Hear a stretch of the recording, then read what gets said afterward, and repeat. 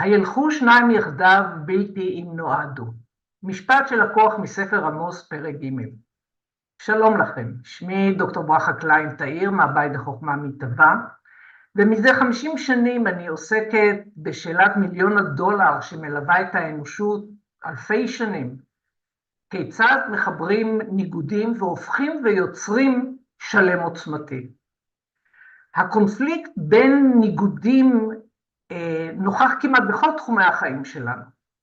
יחד עם זאת, הקונפליקט בין מדע ורוח, בין מציאות אפיסטמולוגית שהיא מציאות ההכרה לבין מציאות אונתולוגית שהיא מציאות שהיא מעבר לצורה, מציאות הפוטנציאל, אולי הקונפליקט המרכזי בהם.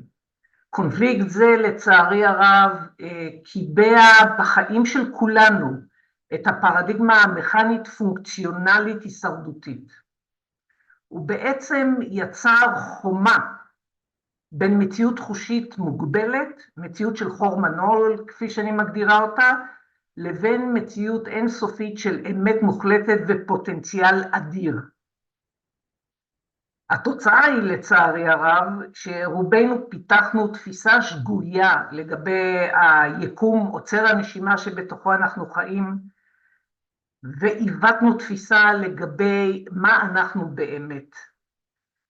לצערי התפיסה השגויה הזאת מפרה את שיווי המשקל לא רק של הקיום שלנו, אלא של הבריאה כולה, בגין חוק סיבה תוצאה, וכתוצאה מזה המון איסורים, מכות, מלחמות, מחלות, כישלונות, ניצול, הרס, באים עלינו בתקווה שנתעורר.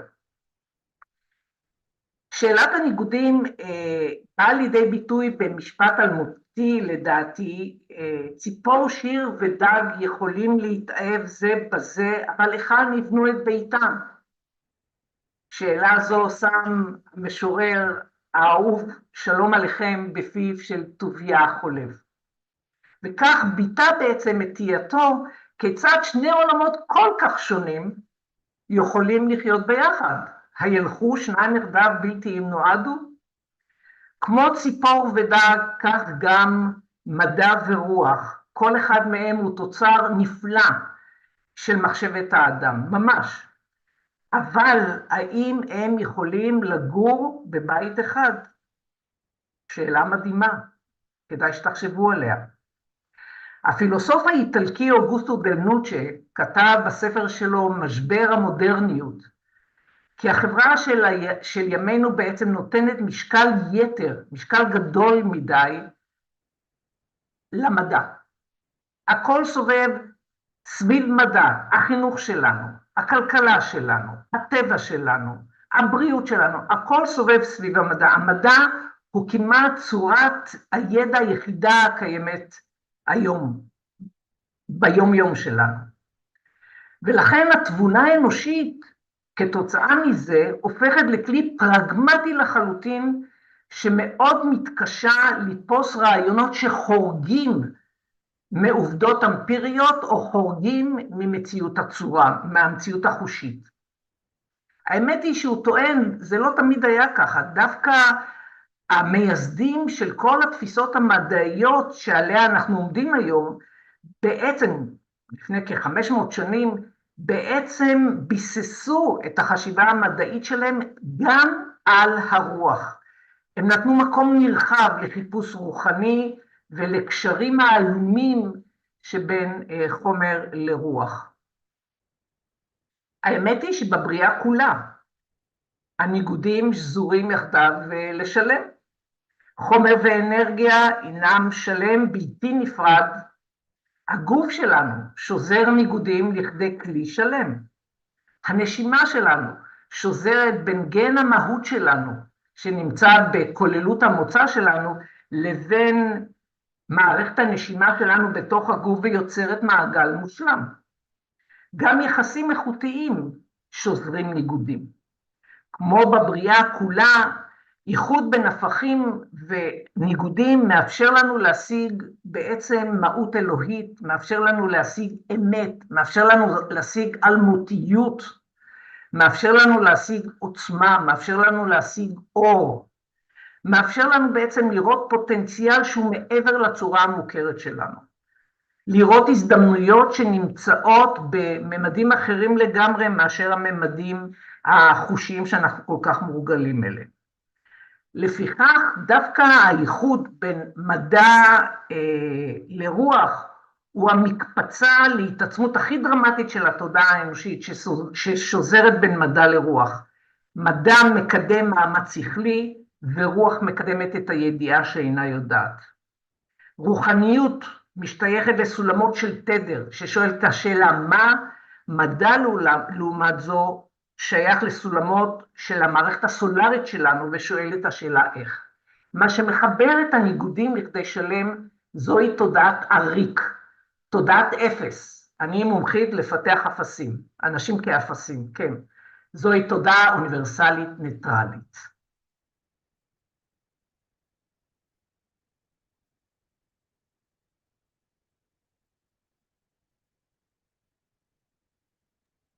תודה רבה, ברכה, על הרצאה מרתקת, מאלפת, שמחברת באמת שני תחומים לכאורה שונים, מדע ורוח, או כמו שאני אוהב, מדע ותודעה, אבל למעשה ברור שהם שזורים.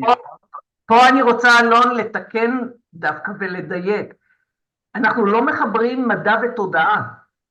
תודעה היא כלי שעוזר לנו לחבר בין מדע ורוח. הניגודים הם מדע ורוח, לא מדע ותודעה. תודעה היא כלי גם למדע, גם לרוח וגם לכל מהלכי החיים שלנו. וזו אחת הטעויות בהגדרה הזאת, וסליחה שאני מתקנת את זה. הכל בסדר, אז תודה. זה גם עניין, אני חושב, של השקפה או של הצופה, אבל זה נושא לשיחה. תודעה לא יכולה להיות בהשוואה, היא לא יכולה להיות מנוגדת למשהו, כי תודעה היא בעצם הקיום שלנו, היא ההוויה שלנו, אז אתה לא יכול פתאום להנגיד אותה למדע.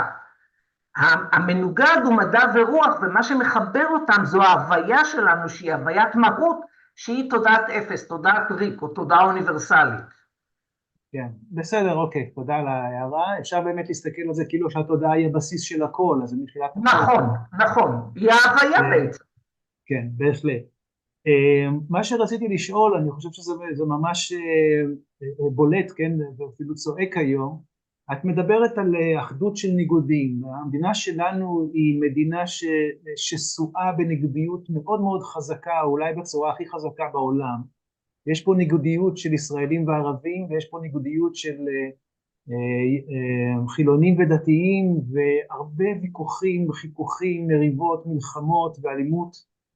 מה אנחנו יכולים לעשות כדי לשפר את המצב פה? אני אגיד שני דברים כאילו הם דבר והיפוכו. א', אני מברך על התעוררות הניגודים בעם ישראל. יש חשיבות מאוד גדולה להציף את הניגודים, כי אחרת מה אנחנו נפתור?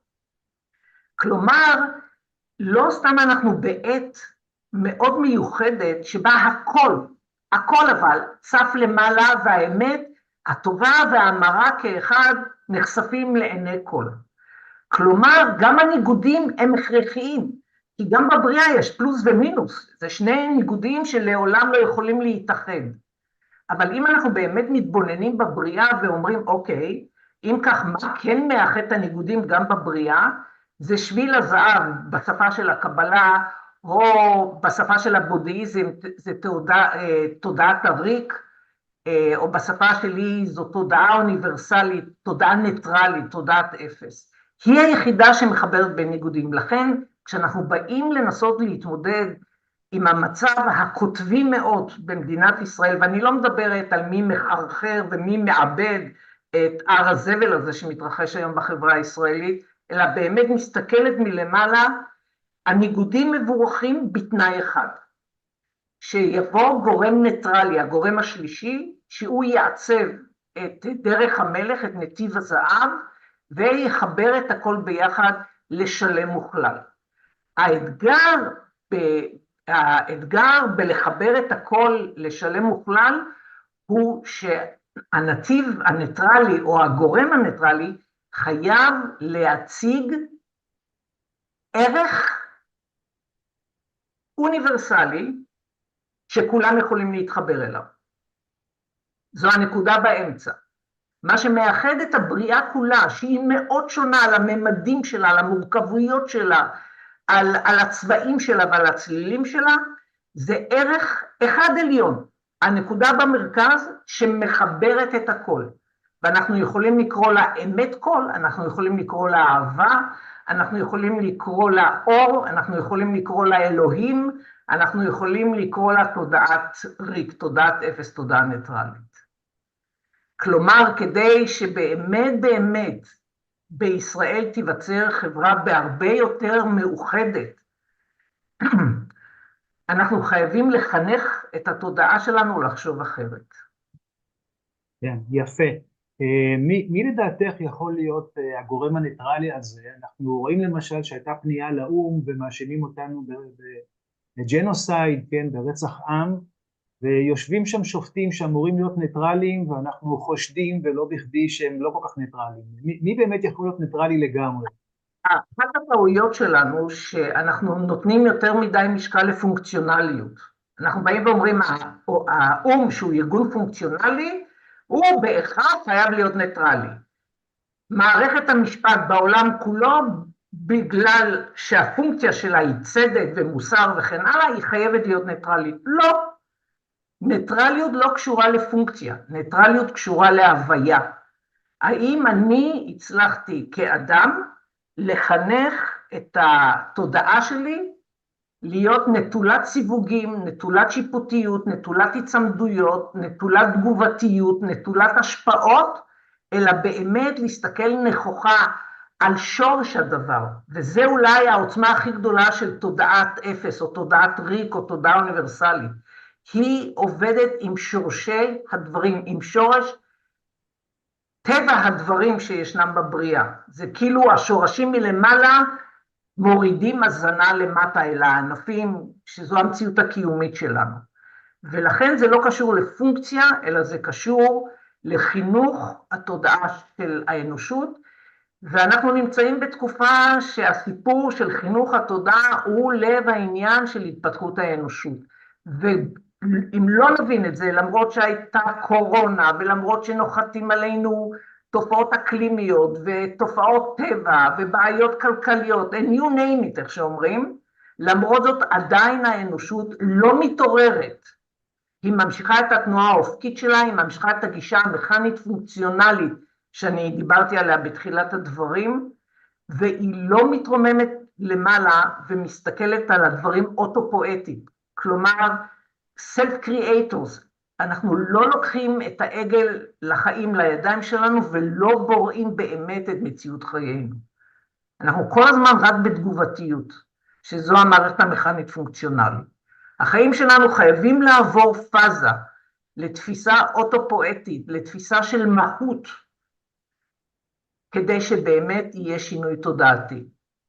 בינתיים זה רק בלה בלה בלה בלה. כן, בהחלט. מה זה חינוך התודעה? על מה את מדברת ואיך אנחנו נעשה את השינוי פאזה הזה? חינוך תודעה זה להבין את 9 שלבי האבולוציה. יש 9 שלבים שאני לא אמנה אותם כאן, אבל יש 9 שלבים לאבולוציה.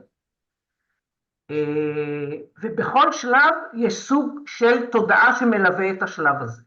אנחנו צריכים להתאמן, להבין קודם כל שלב ומה הוא דורש מאיתנו, ואז לתרגל את התודעה האחרת של השלב החדש שאנחנו נכנסים אליו, ועוד שלב ועוד שלב, בתקווה שאנחנו נסיים את כל 9 השלבים ונשיג את שער הגאולה, שזו התקווה לדעתי של כל הדתות, של כל הלאומים, של כל העמים, של כל בני האדם על הפלנטה, זה באמת לפתוח את שער הגאולה ולצאת לחופש. זו המשמעות דרך אגב של גאולה, לצאת לחופש, אבל חופש זה תודעת אפס.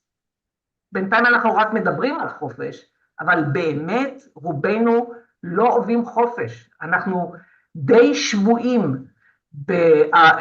שבויים של מנגנוני השפעה כאלו ואחרים, ואנחנו רואים בעת הזאת מה קורה לכל המדיה החברתית בעולם, ורק כאשר באמת נעשה את האבולוציה של 9 השלבים האלה, אנחנו נצליח לפתוח את שער הגאולה, להיות אהבה, להיות חופש, להיות אמת. יפה. מה את מייעצת לאדם הפשוט, כן? הוא שומע אותך מדבר... פשוט? מה זה אדם פשוט? לא, אנשים, אפשר לשמוע אותך, ויש פה חלק מהמושגים אולי קצת גבוהים, והאדם הפשוט אולי לא מבין אותם. בעיקרון, אני מבין ממך שאת מדברת על התפתחות אישית. אני צודק? כשאתה מגדיר את זה ככה, אתה שוב פעם שבוי בהפרדה, בכיתוב, ואתה יוצר עוד פעם קופליקט בין האישי לבין המכלול. אין דבר כזה להתפתח אישית. אנחנו תמיד מתפתחים בתוך יחסים, תמיד. ולכן בתפיסה המקצועית שלי, שמלווה אותי כבר 50 שנה, אני תמיד מלמדת רק בקבוצות, ולא אחד על אחד. כי אין אפקטיביות בכלל לתהליך הזה. האדם חייב ללמוד בתוך יחסים, בתוך הרשת שמניעה את הקיום שלו.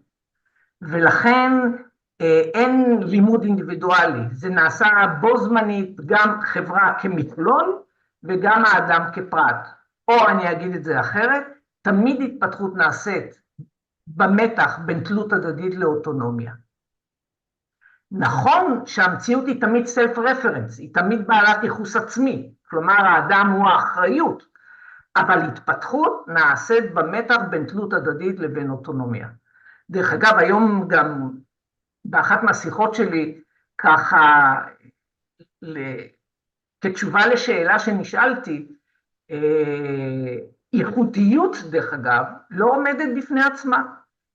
ייחודיות תמיד היא בקונטקסט של תלות הדדית. תמיד. ולכן אנחנו לא יכולים לברוח מהיחד. אנחנו לא יכולים לברוח מהמכלול.